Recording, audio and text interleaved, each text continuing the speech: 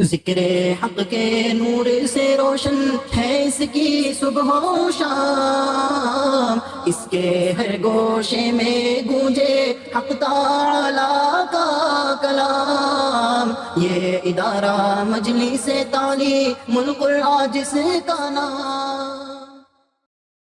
الحمد للہ رب العالمین، الصلاۃ والسلام علی رسولہ النبی الکریم، اما بعد۔ اعوذ باللہ من الشیطان الرجیم، بسم اللہ الرحمن الرحیم۔ الذین آمنوا وتطمئن قلوبهم بذکر اللہ، الا بذکر اللہ تطمئن القلوب، صدق اللہ العظیم۔ اللہم صل علی محمد وعلی آل محمد وبارک وسلم۔ بہت ہی قابل احترام بزرگوں اور بھائیوں، قرآن پاک کے 13ویں پارے میں ایک صورت شریفہ ہے اور اس کا نام سورۃ الرعد ہے۔ اس سورہ رعد کی ایک آیت میں نے آپ کو پڑھ کر سنائی ہے، اور اسی کی روشنی میں اللہ کی توفیق سے کچھ باتیں آپ کے سامنے عرض کرنی ہیں۔ رب تعالیٰ نے ارشاد فرمایا کہ الذین آمنوا، وہ لوگ جو ایمان لے آئے، وَتَطْمَئِنُّ قُلُوبُهُمْ، ان کے دلوں کو اطمینان ہو گیا۔ الگ الگ لفظ کا ترجمہ اس لیے کر رہا ہوں آپ کو آسانی ہو آیت کا مطلب سمجھنے۔ وہ لوگ جو ایمان لے آئے، الذین آمنوا وَتَطْمَئِنُّ قُلُوبُهُمْ بِذِكْرِ اللَّهِ، ان کے دلوں کو، ان ایمان والوں کے دلوں کو اللہ کے ذکر سے، اللہ کی یاد سے اطمینان ہو گئے، ان کے دل مطمئن ہو گئے۔ الا، سنو، خبردار ہو جاؤ، بذکر اللہ تطمئن القلوب، دلوں کو اطمینان صرف اللہ کے ذکر سے اور اللہ کی یاد سے۔ اب پوری آیت کا ترجمہ سنیے کہ وہ لوگ جو ایمان لے آئے، ان کے دلوں کو اللہ کی یاد سے، اللہ کے ذکر سے اطمینان ہو گئے۔ اور یاد رکھو کہ دلوں کا اطمینان اللہ کے ذکر سے ہی ملتا ہے۔ اس آیت شریفہ کی روشنی میں آج کے جو جن حالات سے پوری انسانیت گزر رہی ہے، دیکھو یہ دنیا میں جو حالات آتے ہیں نا، وہ زمین پر جب حالات آئیں گے تو سارے زمین کے رہنے والے اس سے متاثر ہوں گے۔ جیسے کرونا آیا تھا، تو کرونا جب آیا تو ایسا نہیں کہ کسی خاص قوم پر، کسی خاص مذہب پر، سب پر تھا۔ اس کے اثرات سب پر پڑتے ہیں، لیکن اثرات الگ الگ قسم کے ہوتے ہیں، اس میں فرق پڑتا ہے۔ تو اس وقت پوری انسانیت جن حالات سے گزر رہی ہے، اور اس میں بطور خاص ہمارا ملک جہاں ہم رہتے بستے ہیں، میرے جیسے آدمی کی عمر اللہ پاک نے 70 سال سے اوپر کی عمر ہے۔ 70 سال میں اگر آپ پہلے کے 15 سال گزر چھوڑ دیں تو 55-60 سال سے تو الحمدللہ ہوش میں ہے نا ہم۔ 55-60 سال میں جو یہاں کے حالات میں نشیب و فراز آیا وہ ہمارے سامنے ہے۔ ان سب کی روشنی میں ہم سمجھتے ہیں کہ آج کی تاریخ میں اس ملک کے باشندے جن حالات سے گزر رہے ہیں، جن پریشانیوں سے دوچار ہیں، شاید ایسے حالات اس کے پہلے کبھی نہ ہو۔ ایک طرف تو چیزوں کی قیمتوں کی اونچائی، بلندی، چیزوں کی قیمت کہاں سے کہاں گئی۔ اچھا، جب چیزوں کی قیمت بڑھتی ہے تو اگر آدمی کی آمدنی بھی اسی اعتبار سے بڑھے تو اس پر زیادہ فرق نہیں پڑتا، لیکن آمدنی اس اعتبار سے نہیں بڑھتی، چیزوں کی قیمتیں بڑھ گئی۔ پھر اس کے بعد نئی نئی بیماریاں، نئی نئی پریشانیاں، پھر اس کے بعد تعلیم کا انتہائی مہنگا ہو جانا، اور لاکھوں کروڑوں روپیہ خرچ کرنے کے بعد بھی تعلیم وہ حاصل کرتا ہے صرف اس لیے کہ میں کماؤں گا، اور اس کے بعد بھی اس پر روزی کے دروازے بند دکھائی دیتے۔ یہ سارے حالات ان حالات میں آپ ایک چیز دیکھیں گے، جو دھندا، جو تجارت سب سے زیادہ یہاں پر اوپر جا رہی ہے وہ ہے نشہ آور چیزوں کی تجارت۔ ہماری جوانی میں، ہمارے بچپن میں 2-3 چیزیں تھیں، شراب تھی، گانجا تھا اور افیم تھی۔ 3 چیزیں بہت مشہور تھیں۔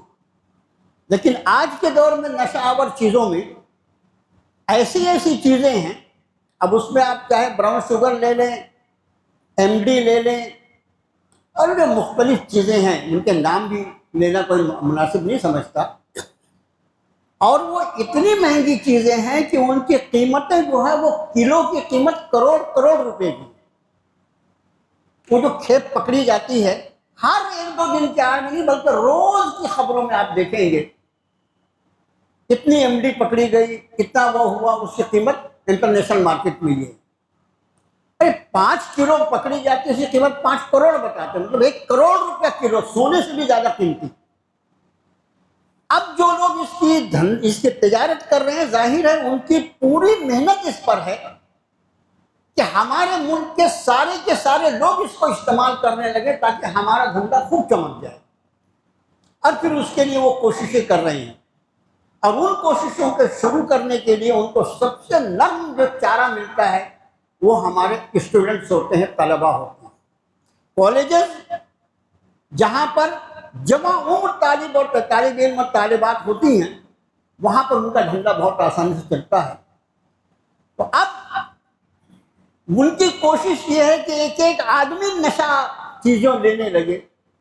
ایسے ماحول میں میں اور آپ جی، اب ظاہر ہے کہ جو لوگ نشے کا استعمال کرتے ہیں وہ کیوں استعمال کرتے ہیں؟ شروع جو ہوتی ہے نشہ، جیسے سگریٹ پینا، سگریٹ بھی ایک نشہ ہی ہے۔ سگریٹ پینا شروع ہوتا ہے تو جن ساتھیوں میں بیٹھتا ہے ایک کش لگا کے دیکھ کیسا لگتا ہے، دیکھ، تو شروع میں جب وہ 1-2 کش لگاتا ہے تو اس کو کھانسی آنے لگتی ہے، یہ کیا چیز ہے، تو نے کوئی سانس برابر نہیں لیا، 1-2 مرتبہ چکھ کے تو دیکھ، اور دھیرے دھیرے پھر وہ اس کی زندگی کا حصہ بن جاتا ہے۔ اسی طرح ہر نشہ آور چیز، اور نشہ جو ہے وہ وقتی طور پر آدمی کے دماغ کو متاثر کر دیتا ہے۔ اب جتنی سوچ اور جتنا وچار آ رہا ہے آدمی کے دماغ میں آ رہا ہے، اب جب دماغ مفلوج ہو جائے گا یا دماغ نیم بے ہوش ہو جائے گا تو وہ ساری یادیں جو اس کے دماغ میں تھی سب کے سب وقتی طور پر مفلوج ہو جائیں گی۔ اس کو لگے گا مجھے سکون مل گیا، میری کمائی برابر نہیں ہے، میری لڑکی کی شادی کرنا ہے، میرے مکان کا قرض لیا ہوں اس کو ادا کرنا ہے، فلاں ہے ٹھکانا ہے، ساری پریشانیاں تھوڑی دیر میں نشہ لے لیا اس نے اور وقتی طور پر اس کو سکون ملا، پھر اس کا اثر اترا، دوسری ڈوز لے لیا، پھر اثر اترا، اس طرح آدمی نشہ آور ہے۔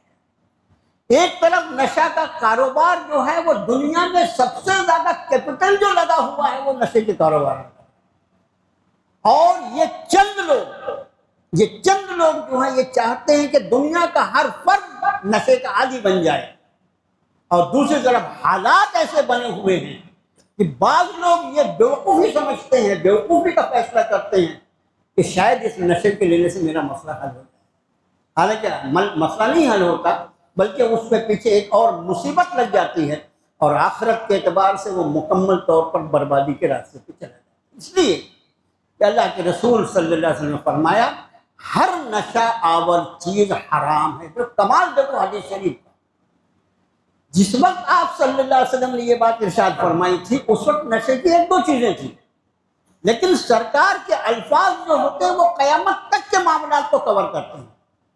سرکار فرماتے ہیں ہر نشہ آور چیز حرام ہے، اس کا معنی یہ کہ قیامت تک نشہ لانے والی جتنی چیزیں انٹروڈیوس ہوں گی اور ایجاد ہوں گی وہ سب شریعت مطہرہ میں حرام کاری کر کے، حرام کہتے ہیں اللہ کے حکم کو توڑ دیں، اور وہ بھی ایسے احکام جو نص سے صریح سے ثابت ہو، ان کو توڑنا حرام کہنا۔ اللہ کی اس طرح نافرمانی کر کے کہ اس کے کھلے ہوئے حکم کو آدمی توڑ دے اور اس کے بعد یہ امید کرے کہ اس سے میرا مسئلہ حل ہو جائے گا اور میری پریشانیاں دور ہو جائیں گی، یہ کوئی عقل کی بات ہے؟ اس لیے آپ کے خادم نے یہ آیت آپ کو پڑھ کر سنایا، الذین آمنوا وتطمئن قلوبہم بذکر، جس دل کی بے چینی کو دور کرنے کے لیے، جس دل کی بے چینی کو دور کرنے کے لیے انسانیت نشے کا شکار ہو رہی ہے اور اپنی دنیا اور آخرت دونوں برباد کر رہی ہے، اس کا علاج سورہ رعد کی اس آیت میں رب نے فرمایا، الذین آمنوا وتطمئن قلوبہم بذکر اللہ، وہ لوگ جو ایمان لے آئے اور ان کے دلوں کو اللہ کی یاد سے اطمینان، دل کی ساری پریشانی، دل کی ساری الجھن، اگر اس کو کوئی چیز دور کر سکتی تو قرآن فرماتا ہے بذکر اللہ، الا بذکر اللہ تطمئن القلوب، خبردار ہو جاؤ کہ اگر دلوں کو اطمینان ہوتا ہے تو صرف اللہ کے ذکر سے۔ اس آیت شریفہ کی روشنی میں میں اور آپ اور پوری امت مسلمہ اس بات کا دعویٰ کر سکتے ہیں کہ پوری دنیا جس اپنی دل کی پریشانی اور دل کی بے چینیوں کے علاج کے لیے اور اس کو دور کرنے کے لیے مختلف گناہوں میں الجھتی چلی جا رہی ہے اور اپنی دنیا اور آخرت کو برباد کرتی چلی جا رہی ہے، ان کا علاج ہمارے پاس 1500 سال سے موجود ہے، اور وہ ہے رب کائنات کا ارشاد، الا بذکر اللہ تطمئن القلوب، خبردار ہو جاؤ اللہ کے ذکر سے دلوں کو۔ یہ قلب جس کو کہتے ہیں، قلب لفظ جو ہے عربی زبان کو جو جاننے والے ہیں وہ جانتے ہیں کہ یہ بڑا عجیب لفظ ہے، اس کے ترجمے میں بڑی نزاکت ہے۔ عام زبان میں ہم اس کا ترجمہ دل کرتے ہیں، وہی ہمارے جیسے عام آدمی کے لیے وہی کافی ہے، ویسے قلب جو ہے وہ ایک الگ کیفیت کا نام ہے۔ بہرحال یہ ہمارا دل جو ہے یہ پورے جسم کو کور کرتا ہے، کنٹرول کرتا ہے۔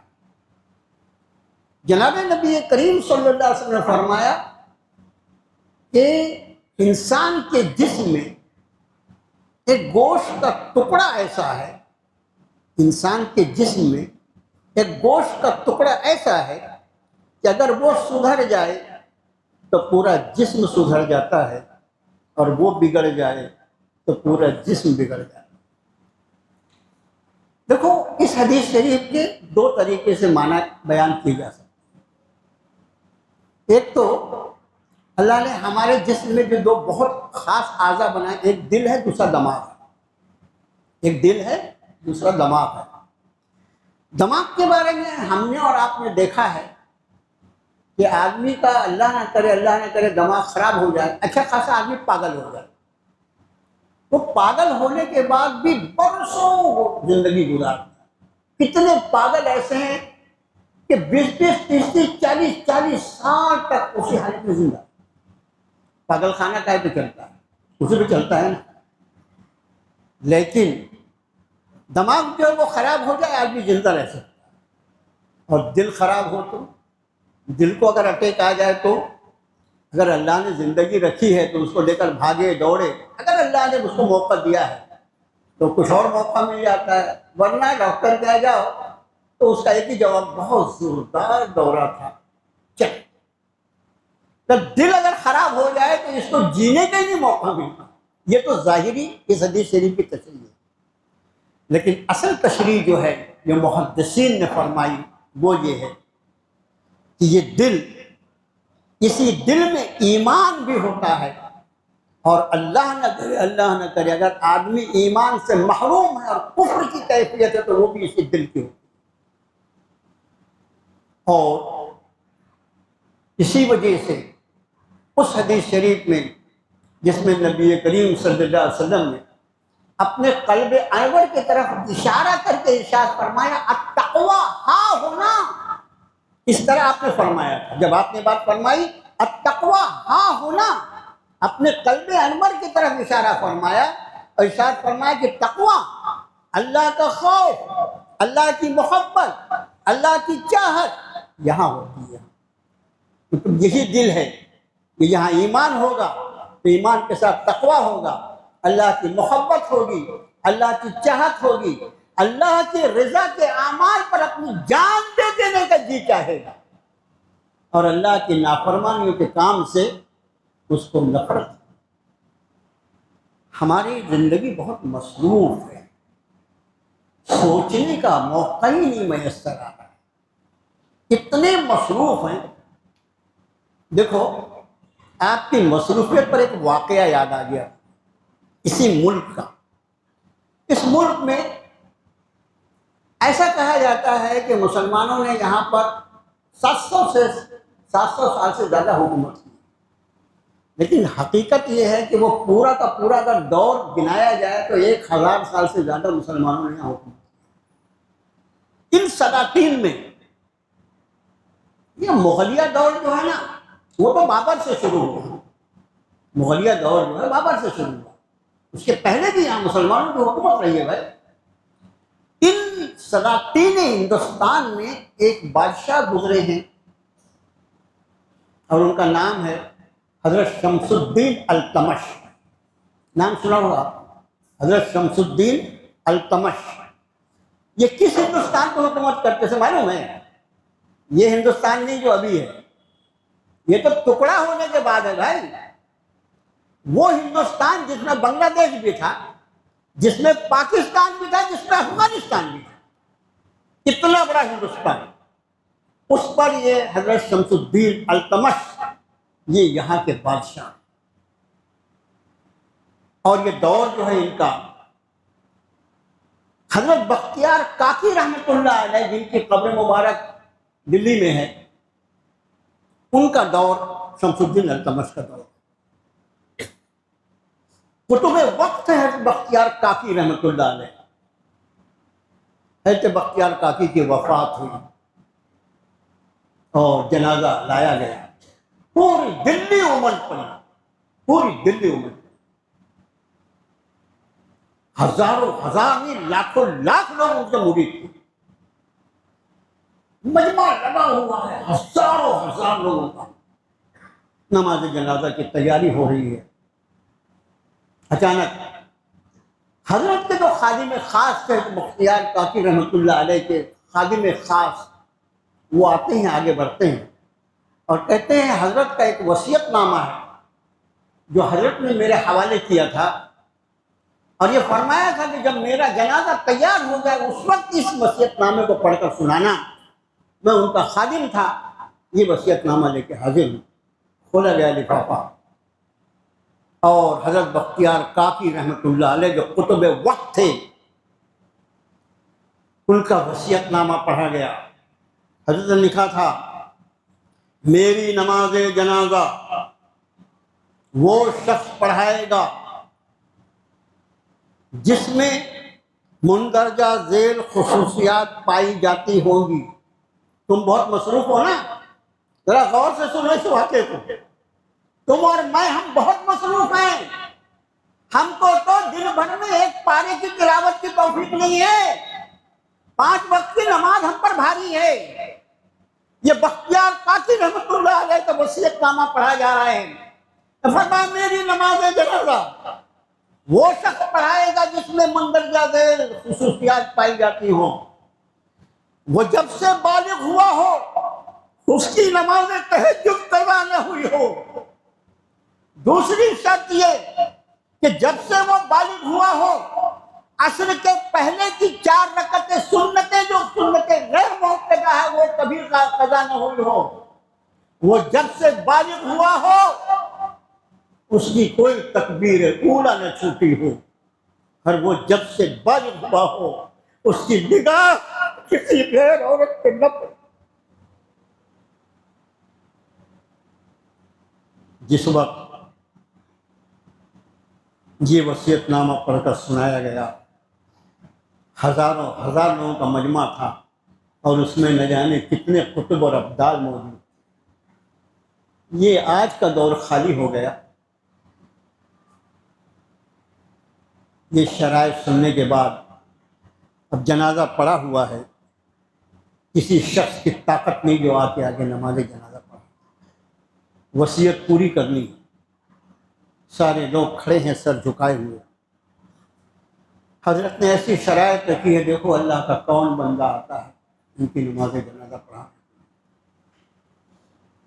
جب سے بالغ ہوا ہو 15 سال کی عمر سے اس کی تہجد نہ چھوٹی ہو، جب سے بالغ ہوا ہو اس کی عصر کے پہلے کی سنتیں نہ چھوٹی ہوں، جب سے بالغ ہوا ہو اس کی کوئی تکبیر اولا نہ چھوٹی.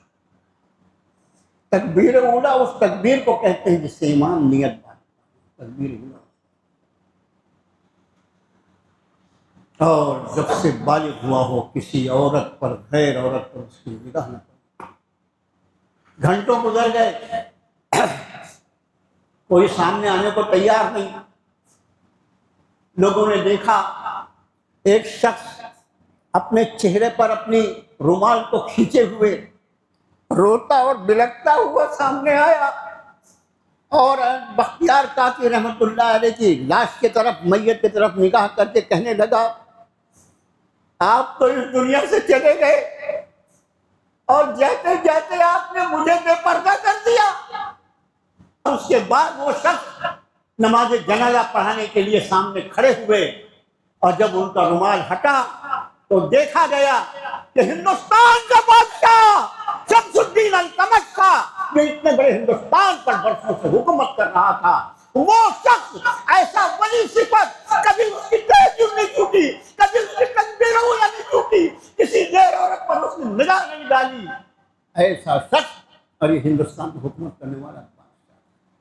جب تم حشر کے میدان میں کھڑے کیے جاؤ گے، جب میں کھڑا کیا جاؤں گا اور رب کائنات کی بارگاہ میں ہم عرض کریں گے کہ ہم اتنے مصروف دور سے گزر رہے تھے، ہم روزی روٹی میں اتنے گھرے ہوئے تھے کہ ہمیں کسی چیز کا وقت ہی نہیں ملا.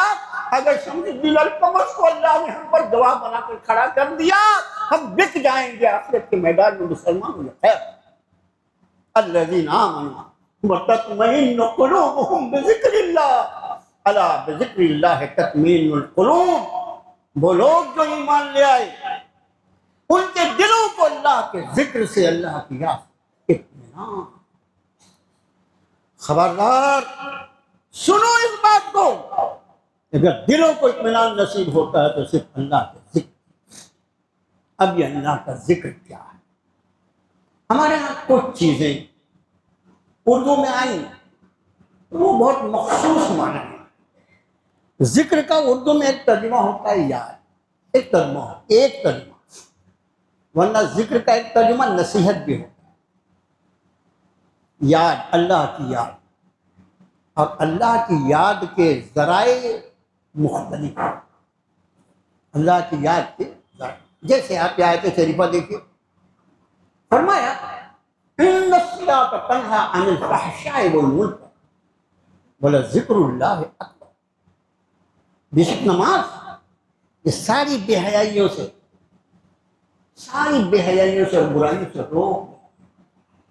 ولذکر اللہ اکبر، اور سب سے بڑی بات اللہ کا ذکر ہے. گویا نماز جو ہے یہ سراپا ذکر ہے. اور آپ دیکھیے کہ ہماری تکبیر تحریمہ جو اللہ اکبر سے شروع ہوتی ہے اور اس کے بعد ہماری نماز جو مکمل ہوتی ہے السلام علیکم ورحمۃ اللہ پر، یہ پوری نماز ذکر اللہ سے بھری ہوئی ہے. گویا قیام نماز، قیام صلاۃ جو ہے یہ آدمی کو اللہ کے ذکر میں مشغول کر دیتا ہے. جب تک ایک آدمی حالت نماز میں ہوتا ہے اس وقت تک وہ سراپا ذکر ہے. سراپا ذکر، یہ نماز کا کوئی مقام، اس کا رکوع، اس کا سجدہ، اس کا قیام، اس کا جلسہ، اس کا قاعدہ، کوئی چیز ہے جس میں اللہ کے ذکر کے سوا کچھ اور اللہ کے ذکر. یہی وجہ ہے کہ جناب موسیٰ کلیم اللہ کو جب رب تعالیٰ نے فرمایا اقم الصلاۃ لذکری، اقم الصلاۃ لذکری، موسیٰ میرے ذکر کے لیے، میری یاد کے لیے نماز کو قائم. اس کا معنی یہ ہے کہ جو طبقہ نماز کا پابند ہے الحمدللہ، اس نے قرآن کی اس آیت شریفہ کی روشنی میں اپنے دلوں کے اطمینان کا ایک سبب حاصل کر لیا ہے کہ نماز چونکہ سراپا ذکر اللہ ہے، سراپا اللہ کا ذکر ہے، اس لیے اس نماز کی برکت سے اس کو یقینی طور پر دل کا سکون ملے. یہی ذکر ہے. قرآن نے کہا صاد، یہ سورہ صاد شروع ہو رہی ہے 23واں پارہ. صاد والقرآن ذی الذکر، صاد قسم اس قرآن کی جو سراپا ذکر ہے. سراپا اللہ کی یاد ہو. اگر اللہ کے کلام میں بھی اللہ کا ذکر نہیں ملے گا تو کہاں ملے؟ کلام الہی، کلام مقدس، اگر وہاں بھی اللہ کا ذکر نہ ہو تو کہاں ہو؟ تو قرآن نے کہا قسم اس قرآن کی جو ذکر سے بھرا ہوا ہے، لبا لب ہے ذکر سے. تو قرآن کا بسم اللہ کے با سے ناس کے سین تک پورا قرآن ذکر. اسی بات کو قرآن شریف میں کتنی مرتبہ فرمایا. اس کا نام، اس قرآن کی ایک صفت ذکر بھی ہے. وَلَقَدْ يَسَّرْنَا الْقُرْآنَ لِلذِّكْرِ فَهَلْ مِن مُدَّكِرٍ. وَلَقَدْ يَسَّرْنَا الْقُرْآنَ لِلذِّكْرِ، تحقیق ہم نے اس قرآن کو ذکر کے لیے آسان کر دیا. سورہ قمر 27 پارے جائے. اب اس ذکر کا ترجمہ ایک تو کرتے ہیں ہمارے علماء یاد کرنا. قرآن مقدس کا یاد کرنا جتنا آسان ہے، دنیا میں کوئی کتاب ایسے یاد نہیں ہو سکتی. اور اس امت مسلمہ کو اللہ نے جن مخصوص اوصاف سے نوازا ہے، اس میں ہمارا ایک وصف یہ ہے کہ اللہ نے ہمیں اپنے جس کلام سے نوازا، اس کلام کے حفاظ ہمارے یہاں پائے جاتے ہیں. ہمارے علاوہ بھی اس زمین پر اہل کتاب امتیں موجود ہیں، وہ چاہے جتنی بگڑی ہوئی شکل میں ہوں، یہود بھی اور نصارہ بھی، اور وہ بھی صاحب کتاب ہیں، لیکن ان کی کتابوں کا حال یہ ہے کہ ان کی کتاب کو کوئی حافظ نہیں پایا. جبکہ قرآن پاک کتنی ضخیم کتاب ہے آپ انداز فرمائیں، اور اس کے حافظ ہزاروں لاکھوں کروڑوں، اللہ ہی بہتر جانے کتنے سینوں کو اللہ نے قبول کر لیا اپنی یاد کے لیے، اپنے ذکر کی حفاظت کے لیے. تو قرآن نے کہا وَلَقَدْ يَسَّرْنَا الْقُرْآنَ لِلذِّكْرِ فَهَلْ مِن مُدَّكِرٍ. اس قرآن کو ہم نے یاد کرنے کے لیے آسان کر دیا، ایک ترجمہ. دوسرا ترجمہ اسی ذکر کا، اس قرآن کو ہم نے نصیحت کے لیے آسان کر دیا. ہے تو نصیحت کا حاصل کرنا. تو میرے بھائیوں، ذکر، نماز سراپا ذکر ہے، قرآن سراپا ذکر ہے. تو جو آدمی نماز و قرآن سے اپنے آپ کو متعلق رکھے گا، گویا اس نے اپنے آپ کو اللہ کے ذکر کے گھیرے میں رکھا. اور جب تک تم اللہ کے ذکر کے گھیرے میں ہوگے، اس وقت تک کیا ہوتا ہے، ایک عجیب و غریب حقیقت آپ کے سامنے بیان کرتا ہوں. ہمارا سب سے بڑا دشمن شیطان ہے. قرآن شریف نے کتنی مرتبہ تاکید کی، ان الشیطان للانسان عدو مبین، کہ شیطان انسان کا کھلا ہوا دشمن. ہم اور آپ ہمارے دشمنوں کے بارے میں کوئی پوچھے تو ہمارا پڑوسی، ہمارا فلاں رشتہ دار جس سے ہمارا جھگڑا ہو گیا، اور وہ فلاں تنظیم جو مسلمانوں کے خلاف زہر اگلتی رہتی ہے، یہی سب ہمارے دشمنوں کی فہرست میں. اگر قرآن سے ہمارا تعلق ہوتا تو ہماری نگاہ میں ہمارا سب سے بڑا دشمن اگر کوئی ہے تو وہ شیطان ہے. اس لیے کہ یہاں پہ جتنے ہمارے دشمن ہیں، اگر اس میں سے کوئی بھی ہم پر غالب آ گیا تو نتیجے کے طور پر ہم جنت میں چلے جائیں. لیکن اگر شیطان ہم پر غالب آ گیا تو نتیجے کے طور پر ہم جہنم میں جائیں. کون زیادہ خطرناک؟ اور جب تک انسان اللہ کے ذکر کے گھیرے میں ہوگا، قرآن نے فرمایا وَمَن يَعْشُ عَن ذِكْرِ الرَّحْمَٰنِ نُقَيِّضْ لَهُ شَيْطَانًا فَهُوَ لَهُ قَرِينٌ. جو کوئی حضرت رحمان کے ذکر سے کترا کے نکلتا ہے، جو کوئی اللہ کے ذکر کے حالے سے نکل جاتا ہے، وَمَن يَعْشُ عَن ذِكْرِ الرَّحْمَٰنِ نُقَيِّضْ لَهُ شَيْطَانًا، ہم اس پر شیطان کو مسلط کر دیتے ہیں، وَهُوَ لَهُ قَرِينٌ، اور اس کے ساتھی بن جاتا ہے. تو شیطان کا مجھ پر نہ بچ چلے، اس کا ایک ہی طریقہ ہے میں اللہ کے ذکر کے حالے میں رہوں. یہ میرے اللہ کا ذکر جو ہے یہ اتنی طاقتور چیز ہے کہ جب تک میں اس کے حالے میں رہوں گا شیطان کی اوقات نہیں کہ مجھ پر ہاتھ ڈال سکے. لیکن اگر میں ذکر اللہ کے حالے سے نکلوں گا تو رب نے فرمایا نقید لہو شیطان. عربی جاننے والے ذرا اس آیت کو دیکھیں، نقید لہو شیطان، ہم اس پر شیطان کو مسلط کر دیتے، ہم شیطان کو چھوڑ دیتے ہیں، جا کے وہ جو کرنا ہو وہ کر لے۔ اگر یہ شیطان کے اپنے آپ پر مسلط ہونے سے بچنا ہے، اس کی ایک ہی تدبیر ہے، الذین آمنوا وتطمئن قلوبهم بذکر اللہ، الا بذکر اللہ تطمئن القلوب۔ وہ لوگ جنہوں نے ایمان لایا ان کے دلوں کو اللہ کے ذکر سے اطمینان ہو گیا، اور سنو اللہ کے ذکر سے ہی دلوں کو اطمینان ہوتا ہے۔ صلی اللہ علیہ وسلم۔